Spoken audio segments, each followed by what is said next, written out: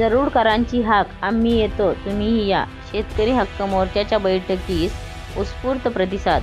बीड.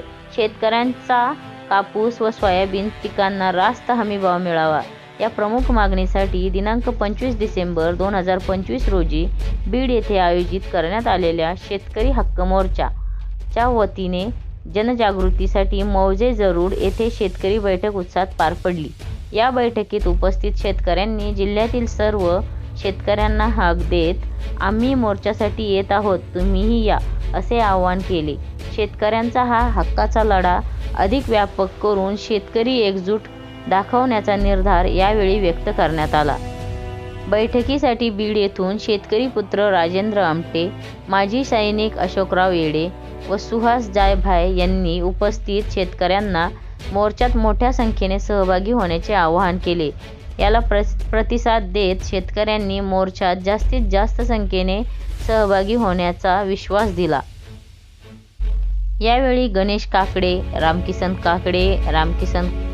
काकडे, ईश्वर काकडे, बाळू नाना काकडे, गणेश काकडे, सुंदरराव काकडे, प्रताप काकडे, कोंडीराम काकडे, सचिन शहामाने, विशाल मुळे, विक्रम काकडे, रणजित काकडे, वसिष्ठ काकडे, सचिन काकडे, विठ्ठल जाधव, अशोक काकडे, राजेश काकडे, विलास काकडे, नंदकुमार काकडे, रामेश्वर काळे, कल्याण काकडे, ज्ञानोबा काकडे पुत्र, शेतकरी मित्र व ग्रामस्थ मोठ्या संख्येने उपस्थित होते. जरूर गावचा आवाज नाही. जरूर गाव आहे ना, एकदा ज्या गोष्टीमध्ये उतरतं ना तर ती गोष्ट नक्कीच सक्सेस होते आणि ते कडीला जाते. हा आवाज ह्या जरूर गावचा आला पाहिजे आणि हा लढा शेतकऱ्यांचा लढा आहे, कोणत्या पक्षाचा किंवा जातीचा नाहीये. शेतकरी एकजुटीचा धन्यवाद.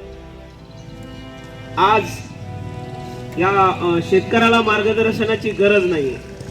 शेतकऱ्याला आपण काही एवढे मोठे नाही की कोणाला मार्गदर्शन करू.